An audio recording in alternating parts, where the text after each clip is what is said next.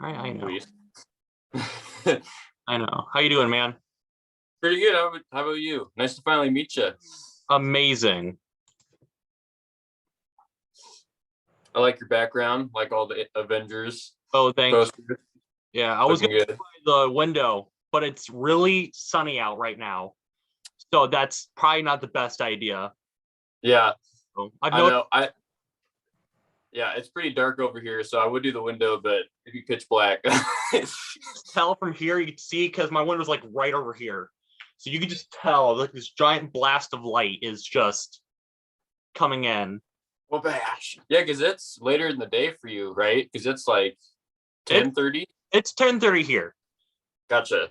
So yeah, it gets where I live. It gets pretty bright, like right around 10:30. That's like the peak. A little bit, maybe a little later. Okay. Towards like 5 or 6 right now. 7, it starts getting dark out. Okay. So yeah. So you wrote a book.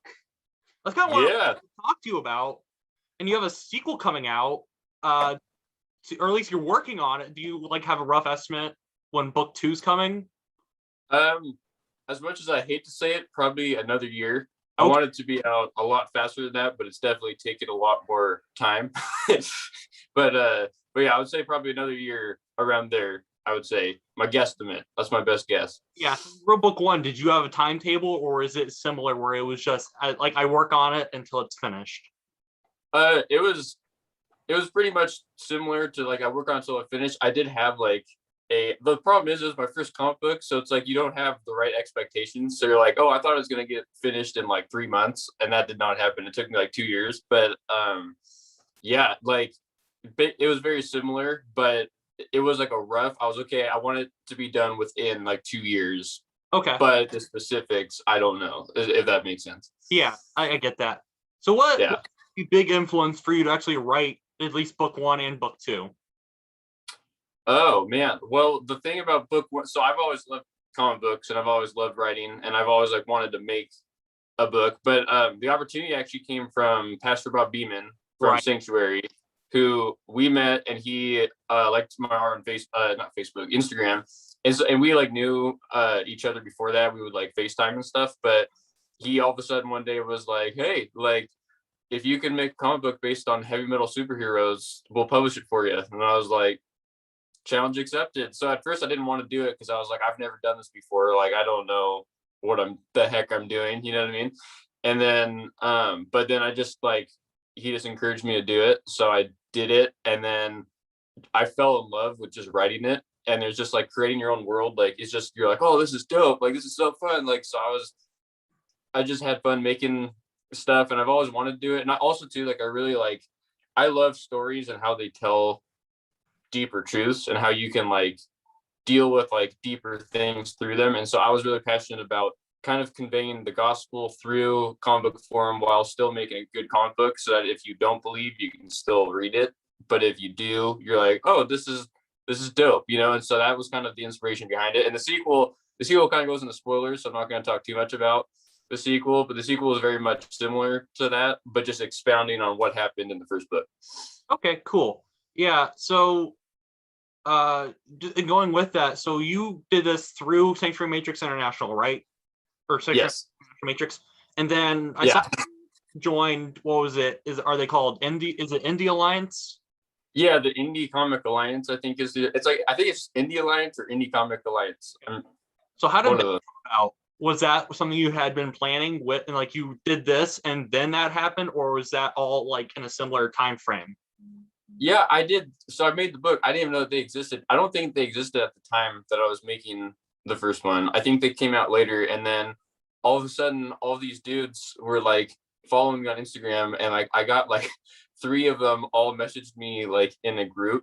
And they were like, but like all separately. And they were like, hey, you should join. Hey, you should join. I was like, what the heck is this? So I looked into it. And it's just basically a cool like community of independent comic book creators for like to support each other and to like, you know, help. Like there's a guy named Dell who his comics is called Tier 1 Comics, and he's the like guru on everything like marketing. So he's very good to like, if you go to him and you need help with like Instagram stuff, he'll like help you out. So it's very much like a cool community of people. So it was not planned, but it was definitely a cool opportunity. So I was like, heck yeah, dude. Was that something you'd wanted to do Was that, or did that just opportunity just come? You just took it. I mean, so it came, but I also always wanted to be a part of like a community in that sense. Like I really, my dream for the book is to actually build my like a team, like a big team around it, and hopefully make it something that can be like involve more and more people. Because I think that collaboration always is better than just lone wolfing it. You know what I mean? But so I wasn't planning on it, but I always wanted something like that, and so I definitely was really excited to have that opportunity. Okay, yeah. So if let's say that you didn't get Indie Alliance, would you be interested in, let's say, like, time period, Marvel, DC, boom, IDW, like any of these companies came along, would you take it, or were you more comfortable doing something like this? Dude, that's a good question, man. See, it's hard because it's like right now I'm not a huge fan of like some of the books that are coming out from those publishers right now. You know what I mean? Oh yeah, yeah. But like I if I had like creative freedom over characters and stuff, like if I got to like write and draw, I would probably say yes. If I had freedom to do what I wanted to do, like my dream is to do like an Azrael book because Azrael is my favorite character. So I think it'd be really cool to do that. But like I also really like my own thing. You know, I mean, it's hard because it's like, you know, there is that ego boost where it's like to be able to say like, oh, I worked for Marvel, like that'd be pretty cool. But at the same time, it's like I'm not a fan of what's happening over there right now. I also haven't read a whole lot of new books for a while just because, you know, but Me neither. yeah, that's a good question. Yeah. What is Azrael even doing now? I don't remember what last time I saw he was in Detective. That's the last thing I saw him in. Yeah, well, okay, so last thing I knew of him, he was in Curse of the White Knight, but since that's a different like timeline, it's not like the same as Brill. Like it's kind of just like a spin-off version of him. But Yeah, yeah, I'm pretty sure the last thing I ever saw was the Detective Comics, but I don't know what they did with them. Like, and I didn't even read that arc, so I don't know I think he went to what space. what. Space because he was in because they did Children Justice League teams, and he was with like Cyborg and Starfire, and he had like Oh, and they like fought Darkseid and like some other stuff, and there's like a cult of Batman up and out in space, and they like saw him okay, as like an angel, which is really weird because he's wearing like a gold, okay. like he's wearing the gold Nightfall suit. Look, Oh, he's got the down nightfall. version of it, but it's like gold and red. Oh, Yeah, okay. and I don't know what he's doing currently. Weird. See, I think the Nightfall suit is cool, but I like his original suit better. Yeah, You know what I mean? I like right. the hood and the flaming sword, all that fun stuff. Speaking of White Knight, that costume's really good too. Like the White Knight version they did, I like Yes. a lot too. So Yeah. I know. I've recently gotten into the McFarlane collectibles, like the Todd McFarlane toys and stuff. And I'm like, man, it's a bad habit because they're so expensive, but I want to buy all of them. But they have the cool White Knight Azrael that I want so bad. Like, it's so dope. my Walmart's awful. There's nothing. So uh, so what's more fun drawing? The comics, and I've seen that you've done album art and like some shirt stuff. What do you think is more fun or more challenging? Ooh. I mean, I would say the comic book for sure. Like drawing comics is a lot more fun because I definitely like enjoy the story aspect of it more. So it adds more to it, and you get to like do more fun stuff with illustration and like merch stuff, and that's fun too. But it definitely feels more like a job because I mean that is my job. But like the comic book is fun because it's like you get to like, oh, I'm gonna think of a different camera angle. Like I'm gonna make this dude's nostril really close to the camera. Like you know, like all this stuff, or whatever. But so they're all fun. Like, and sometimes it is nice to just like when you just have fun. Like when sometimes like I'll have projects where people like have a really cool idea, so you get to just have fun with it and play with that. But I think overall, like the comic book is a lot more fun just because of the story aspect of it, if that makes sense. Right. So I lost my question. Oh, so you've already talked about like we just had a conversation about Azrael and you like Azrael, and I seen you've drawn like Batman Beyond, like Gunslinger Spawn. Is that like your favorite era of comics? I guess Uh, like the '90s. ooh, Mid. I don't really know if I have a favorite era, to be honest with you. I think I think aesthetically, the 90s were probably the best because they had the coolest outfits, you know? I mean, sometimes they went overboard, like you get the Rob Liefeld pouch Oh yeah. cliche and all that stuff, but I think a lot of the 90s were the coolest looking, you know? And like, I really love, like, speaking of Asriel, I love I think it was called Agent of the Bat. It was either Agent of the Bat or Sword of the Bat, but it was in the 90s. And like, it's when you got his like really cool, like huge fists. Like he had those like the 3-fingered gloves because he like just those giant metal fists and stuff. Like, I love that type of stuff. So I would say 90s is my favorite when it comes to aesthetically. I don't love the writing of the 90s though. Oh yeah. Just, you know what I mean? Oh So I think my favorite, like, yeah, my favorite era when it comes to art is definitely the 90s, I would say. But when it comes to writing, I really like I would say probably the early 2010s. So like Court of Owls type. Although I do like Long Halloween though. Long Halloween's good, and that's a 90s book too, I believe, right? yeah, it's like 90s or early 2000s. Okay. Yeah, so that area. I guess I don't really have a favorite era for writing and stuff, but not 90s for writing. Right. I'll say that. So do you like a lot of these animated or like again like superhero movies? Speaking of Long Halloween, since they just did an adaptation of it. Yeah. So I love superhero movies. I do like the animated movies. I feel like some of the newer like DC animated movies, I wish the animation was cooler because some of the animation is kind of seems like too stiff for me. You know, like I do love the Dark Knight Returns animated movie is amazing though. That's a masterpiece. I watched the first part of the Long Halloween the other day. For me, so my thing is like I'm a really picky. I can be a snob sometimes, but I I love Tim Sale's artwork on Long Halloween, and I love the way that he drew Batman. And I kind of hate how all of that was lost in the movie. You know what I mean?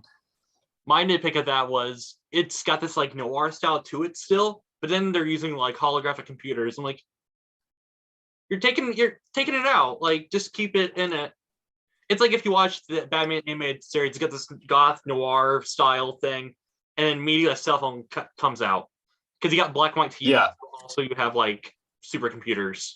So, like that always bothered. Like that stuff bothers me when they try to set it in a certain time period, but then like they pull out a cell phone. I think that's my one gripe about like modern Archie comics, where it's like they want to have like the 60s in there, but then they're still using cell phones. Like, oh, really? yeah, like it's set in modern time, but they still have like 60s stuff. Okay. Archie has like the jalopy, but it's still current time, and it's really weird. Yeah. Yeah, I haven't really. That's interesting. Well, it's like, did you read the Archie versus Predator? I did not. I read Archie versus Punisher. I didn't read Archie versus Predator. They have an Archie versus Punisher, dude. Archie's making the rounds, man. It was weird because it's the Archie style, but then like I think who was it, Romita? Whoever drawing Punisher at the time drew the Punisher stuff. Oh, okay. And like it's weird, like it's in the Marvel universe. Like so, this Riverdale is in the Marvel universe. So you just get on a train and go to it. Okay. It's the weirdest thing, and they do nothing else with it. It's dang. It's the oddest thing ever. But weird. Yeah, that's like the strangest thing ever. But going back to your book, I noticed reading it, one of your characters, I think I got his name wrong. I wrote down Vanguard. I don't think that's his name. But later he becomes Death Killer. Is there I just noticed he kind of looks like one of your comic book strip characters, Metal Guy. Oh. Is that conscientious, or is that like by your reaction unintentional, just like kind of looks like him? I would say it mostly just came out like incidentally that kind of looks like him. Like I guess so the character was made before the Metal Dude guy came along. And so Metal Dude was more of like we came up with Metal Dude after the comic book had been written and after a lot of the aesthetics were set up and stuff. But Metal Dude came along because Bob was like, hey, I want like a comic strip to post on like Facebook and stuff. And so he's like, we should just do a thing called like the Adventures of Metal Dude. So I was like, oh, like I made Vanquisher after I made him to kind of just encapsulate like the classic metal look, like the stereotypical like long black hair, metal jacket type thing or whatever. So I was like, oh, if I'm doing metal dude, but just cartoony, I'm just gonna do something similar to that. So I didn't mean to make it like a copy of it, but since they're both kind of based off the same stereotype, it definitely came out similar. Okay. Yeah. Yeah.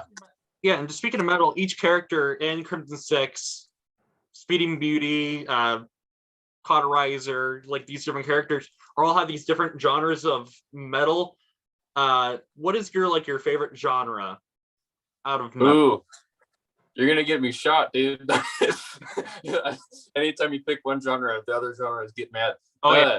I mean, I don't really have like a favorite. I will say, I mean, so I grew up on like my intro to metal was definitely like the 80s glam metal because that's what my dad loved. So that was my like introduction to it. And then I found Metallica, so thrash metal, and that just changed my life. So I really enjoyed classic thrash. I do, as much as it gets crapped on, I do really like metalcore.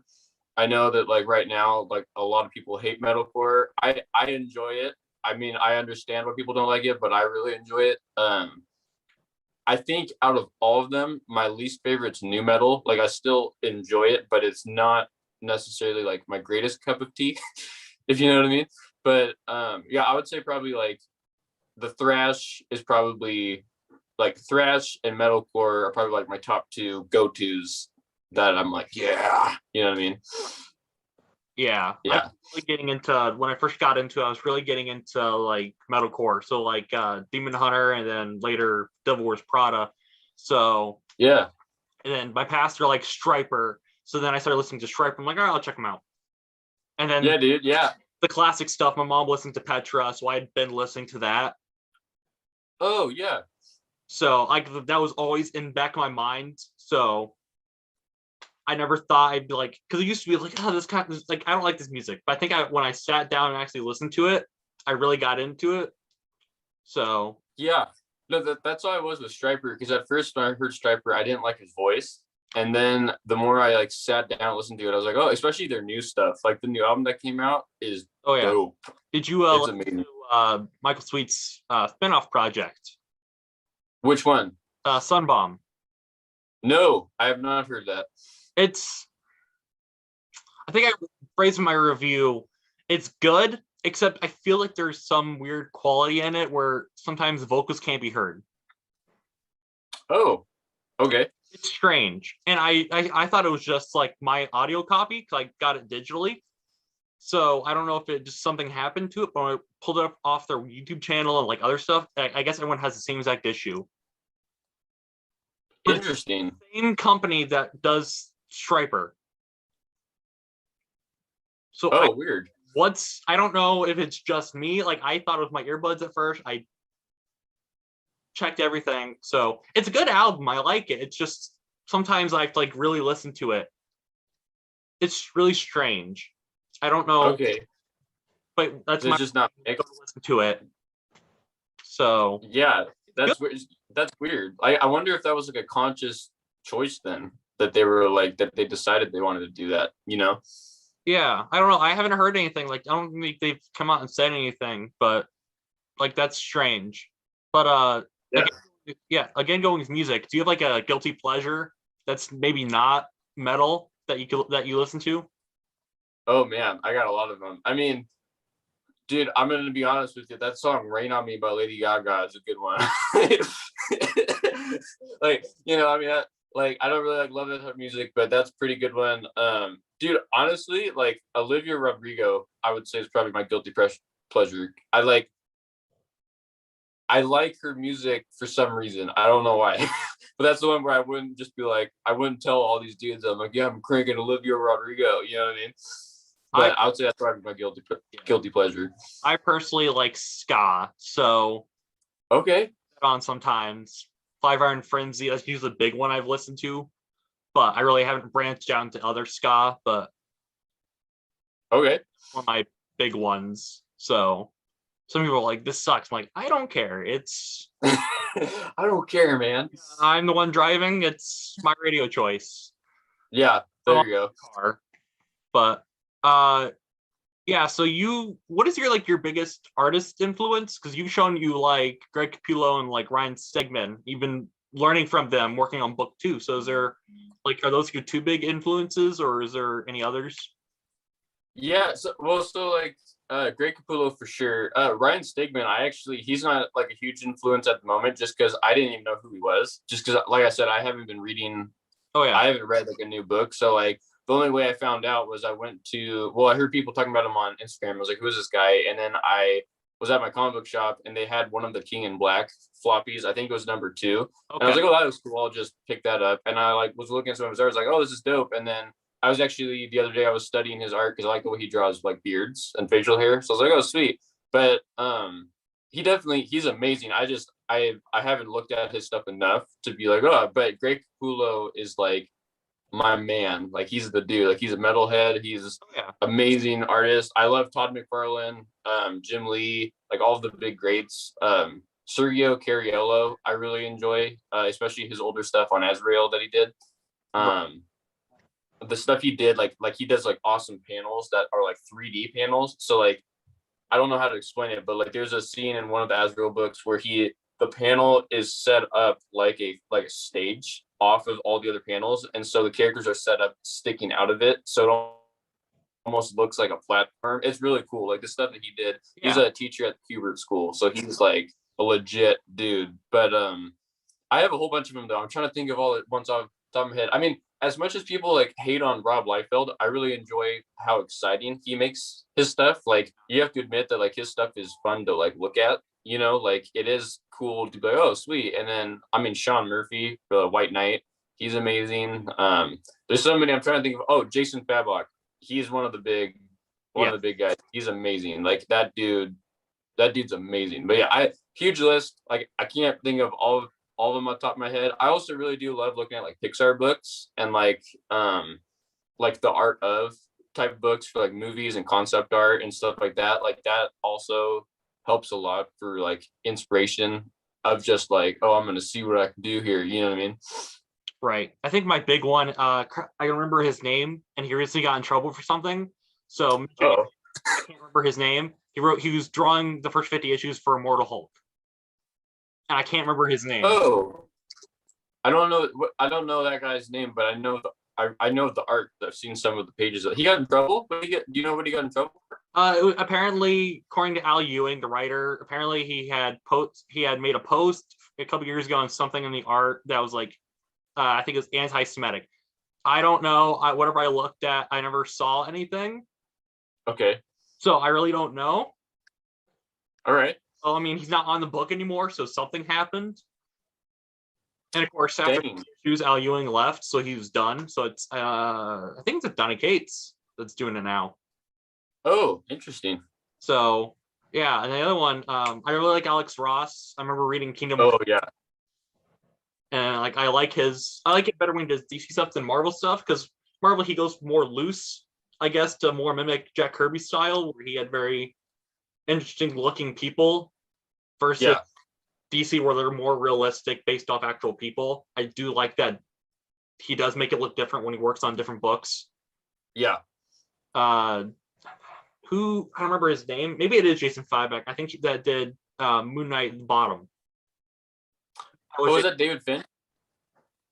It was called. It was a small story called Moon Knight the End or the Bottom. I think it was Jason Fybeck. Yeah, I feel like Moon Knight was either Jason Fabok or it was David Finch because I know David Finch did. Was because he was Yeah, Batman for a bit. yeah. I love David Finch. My thing with David Finch is so many people go for the David Finch look now, though, that everybody looks like David Finch. Like a lot of like up and coming artists, you know what I mean?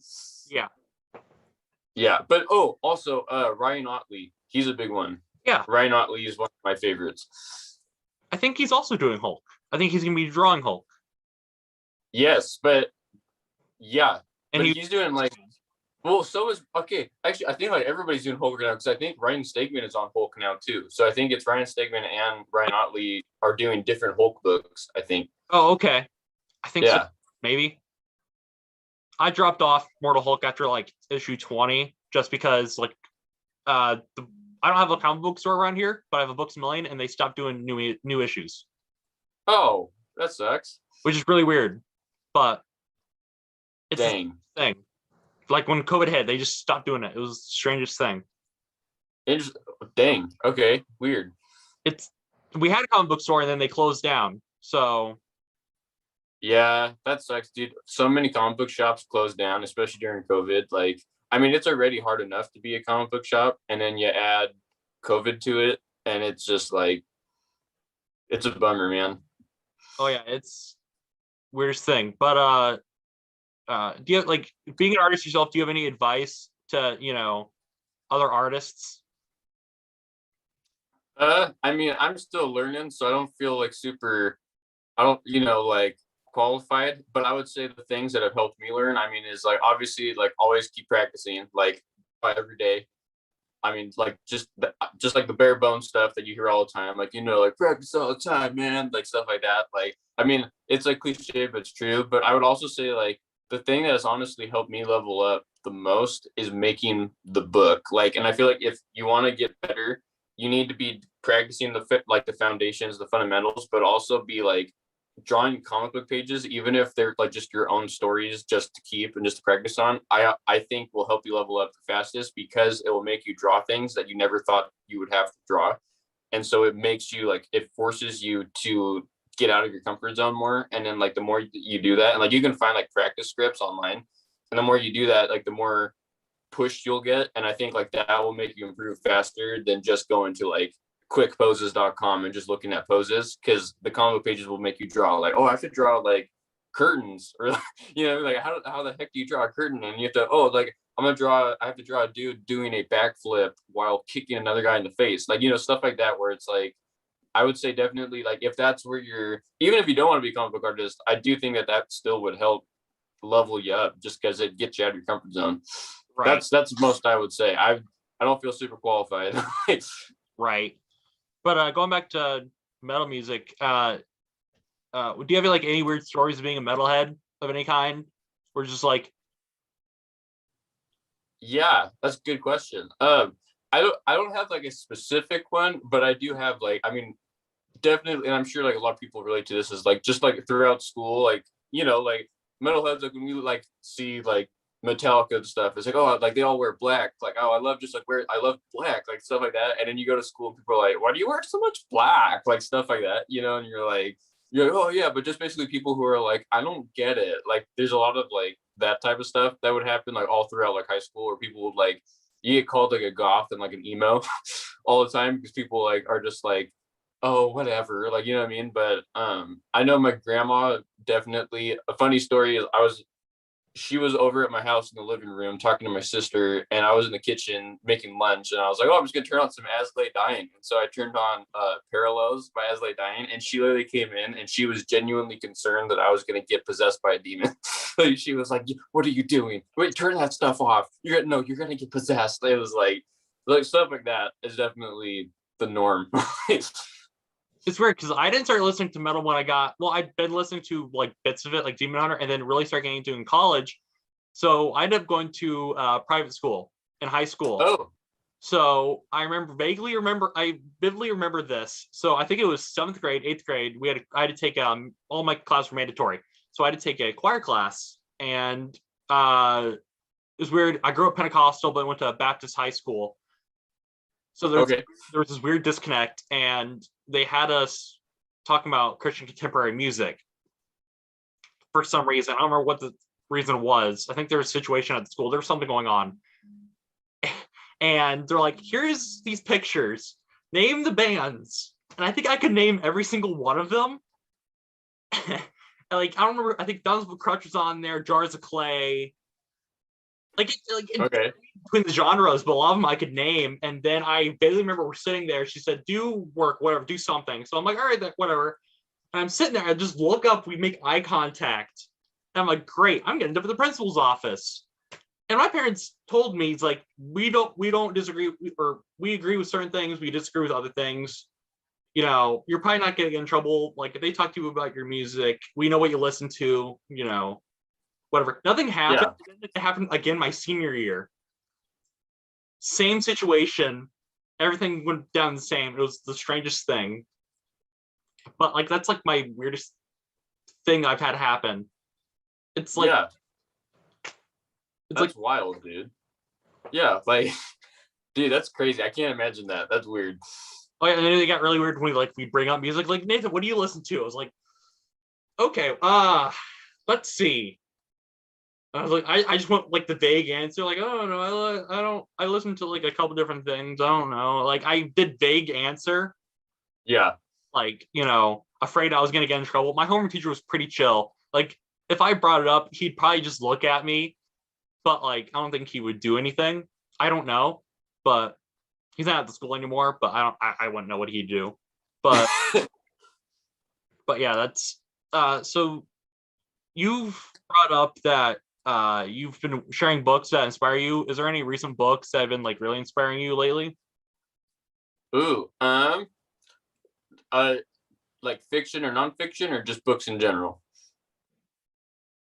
Either way. Uh, I'm trying to, man, I haven't, man, that's a good question, man. I would say one book that I really, uh, love is called Seculosity, and it's basically about like how we put our hope in everything but the things that we should.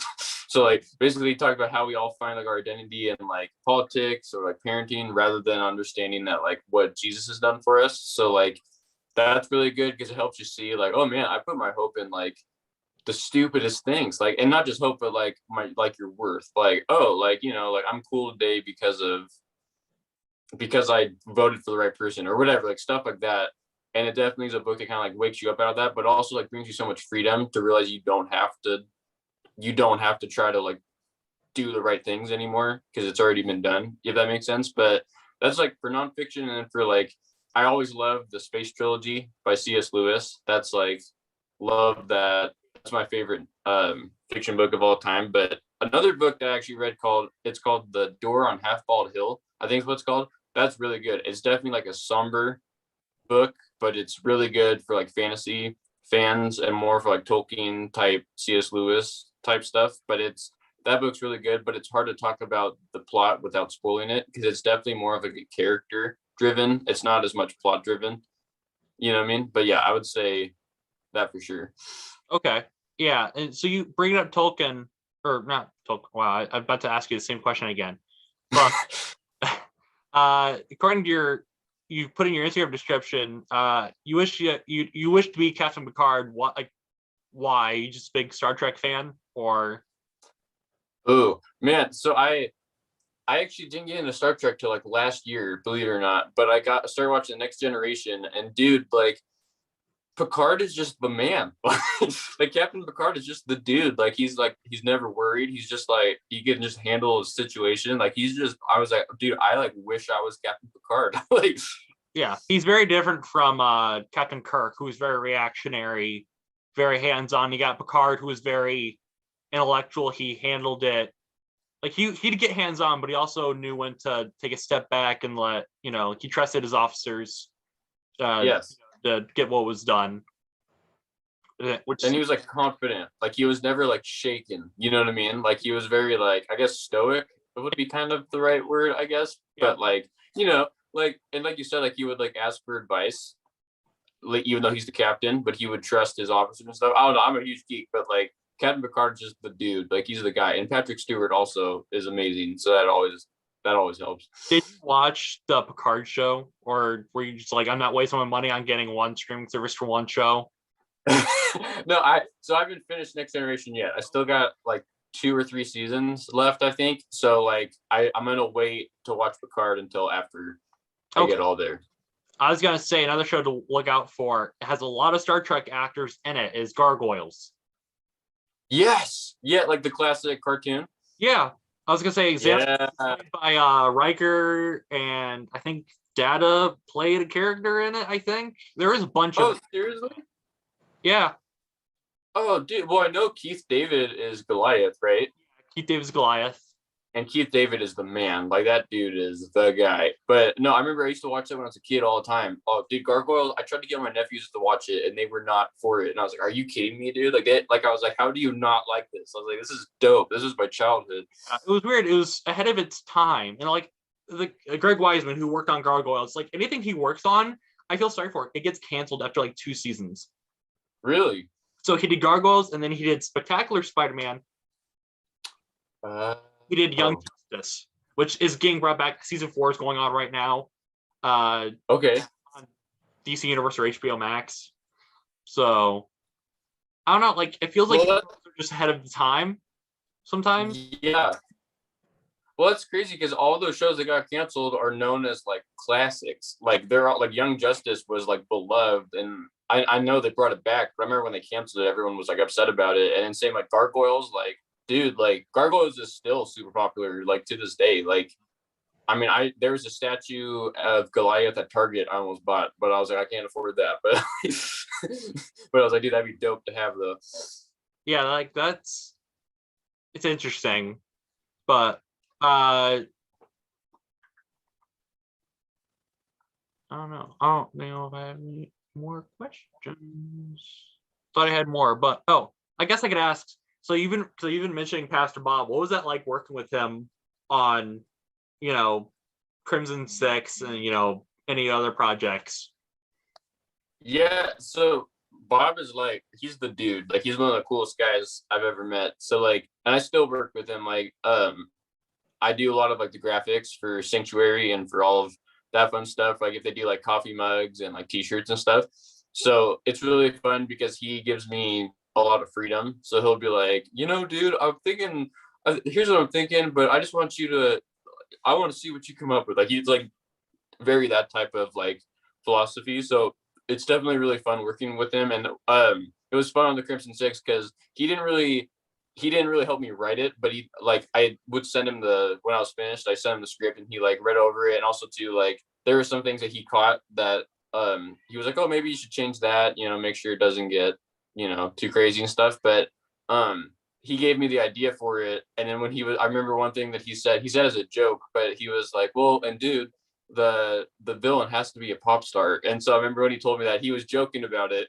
But I was like, I'm gonna go for it, dude. So then so that's why you have Declan in the Crimson Six, because it came off of a joke from Bob. But no, I love Bob. He's the most generous, like friendly, kind dude I've ever met. So it's always fun working with him, and I'm glad that I still get to work with him. And I sent him the script for the second book like last year when I finished it, and he really enjoyed it, and like he's very encouraging and stuff. So he's the best. Long answer, but yeah, he's the guy. So yeah, I'm out of questions, and I don't know how much time before the Zoom call like times out. Oh, okay. So I know after 45 minutes, and I don't have a timer. I don't know why that's not a thing. That really should be a thing. Yeah, no kidding. If anyone from Zoom's watching, but that's my critique. Take note, people. Yeah, I don't know why that's not a thing, and I'm not gonna fork over the $15 for a business thing. I'm not doing that. But yeah, use Zoom at this point. So, do you have any other projects you're working on besides book 2, or is it just that focus? That's kind of my focus. Obviously I have like the stuff I do for work, but that's just like illustration and like web design type stuff. But I am working on the second book. I'm also already thinking about writing the third book to have it ready as soon as the second one's done. And I'm also trying to think of like offshoots to do and stuff. So, but that's more of just kind of like brainstorm land, you know what I mean? But yeah, that's what I've got. That's what I've got working, brewing, stewing, you know what I mean? But also, did you turn 21 recently? Either today or yesterday? Yesterday, yeah. Dude, happy birthday. How's it feel? Yeah, it's strange. So yeah, everyone was like, how does it feel like being old? Because I've like just going to Baptist high school, it was like I had a couple friends that were like graduated a couple years before I did, and then a couple that have graduated graduate after I did. So like weird group. So I have a couple friends that are a little younger than I am. So they're just like, what's it like? I'm like, it's not different at all. Pretty much the same. It's you're 21, now you have no excuse for your coworkers why you can't go out and drink with them. That's legit the only other thing. So that's only one I've got, unless there's like others. But yeah. Yeah. Well, especially coming from a Baptist high school, you probably got a lot of people who are like, "So you turned 21, huh? You doing anything?" Yeah, not a lot of people knew I went to Baptist high school. I didn't keep it on the down low. It just never came up in conversation. But I just said to a private school because where I live, a lot of people don't like the school. Oh, I don't know all the reasons. I know just some people just don't like religion. It's weird. Where I live, we have a bunch of churches here, but there's a lot of people that don't like religion. It's really weird. okay. Where do you live at? I'm gonna say I live in Indiana. I live near Illinois. I'm gonna leave it at that. But Gotcha. it's strange. This town, it's like the strangest town. Like there's a bar everywhere. There's also churches everywhere. Like mostly if there's a church, there's usually a bar down the street. It's the weird. It's the weirdest thing. This town, it's odd. Like Okay. it's the strangest thing. It's gotten better. A lot of like they've switched a lot of stuff around, but it's just strange. But Yeah. it's gonna get worse. I guess we're getting a casino here. So Dude. All right. it's great. Just what I want to drive by the casino on my way to work. That's just what I want to mess with. Because it's right on my way to work. Like right when Dude. Oh, you got to deal with traffic bad, man. Oh yeah. Luckily I have another route planned out that I could take, but that also might be worse. I don't know yet. I haven't tested it, but Dude, you gotta love it. the town's in a weird loop. Oh, okay. So like you take one street and then get onto the other side, and so it's like in a weird loop. So like usually that's how everyone takes it. If there's one point's closed off, they'll take the other point. So sometimes you're just defeated. So, but yeah, I don't know. It's strange. Fun stuff. Great. But yeah, I really appreciate you taking your time to talk to me. I know we've been trying to get this going for a couple Yeah, dude. Yeah, my bad. I kind of went dark because I was I got a part-time job at Lowe's in September just to get some extra money, and then it quickly turned into not a part-time job, and I was like, dude, I can't do this. So like, so yeah, I didn't, because we planned for like a while ago, and then I just completely ghosted you on accident. But now I'm glad we were able to connect. I felt bad too because I've had like family stuff going on, and then school stuff was going on, and then just focusing on other video projects. It was just like, so. Yeah. Well, I appreciate you having me on, dude. Like, I appreciate you taking the time, and like, I'm always down to chat if you ever, even if it's not about the book and stuff. And then also too, I'm working on a podcast with my friend Phil from Australia that's all about comic book stuff. So if you ever want to be a guest, let me know. All right. Bring you on. Yeah, because I've been wanting to, I guess, get like groups of different creators that are like, I guess, similar age and like similar, like around the same stuff, but like also not from the same groups of content. That way to create like a weird group, I guess. Yeah. So I'm in contact with another guy. We're gonna see how that goes. Yeah, for sure. But yeah. Whenever that's available, just hit me up whenever I'm available. So yeah, we'll do. Well, enjoy being 21. Enjoy that big milestone, and yeah. Yeah, but to any of the viewers that are here or listeners, I guess, I will put down Hayden's links down in the description for his book. I guess I'll link it to the website. I don't know how much that works with Amazon or to the website, because I know you can get off the Sanctuary website. I don't know how that all works, but I'll put one or the other links. I guess I'll put your Instagram link down there. Is there any other links besides those big two? Those are the big two, like my own website, which is just haydencockrell.com. That's a good one. But other than that, yeah, I would do my Facebook, but Facebook sucks. So I only to keep in contact with like older family. So yeah, well, Facebook. Okay, so like mainly like the business side, the business page, because I have like the page for like my art, and it just sucks. Like it doesn't reach my followers. Like it doesn't reach the people. Like it, and because I want you to pay for boost, and it's like I'm not gonna do that. So it's at this point I'm just like I'm not gonna deal with it. You know what I mean? I know that I hate it. I use it. I don't like using it, but it's there because some people find it. So more than Instagram, the necessary evil. And then Twitter is like nothing. So I don't touch Twitter, dude. Twitter's toxic. Like, one, I just waste a lot of time because I just keep scrolling. But two, it's just like I'm always hearing, especially in the comic book community, I'm always hearing about people starting fights on Twitter, and it's like I don't want to be part of it. I use it sometimes, but I haven't been on it lately, so I don't know. I know I got into a spat with a guy over something he said, but so I had to get off. I later went back. I'm like, hey, I was trying to mean this. I'm sorry it came across like this. I'm really sorry. So yeah, but yeah, I want to keep. I don't know what else you got going on today. So, but I really appreciate you coming on. Yeah, dude, I appreciate it as well. I had a good time talking. Oh yeah, me too. So yeah, so see ya. See ya, my dude. Yep.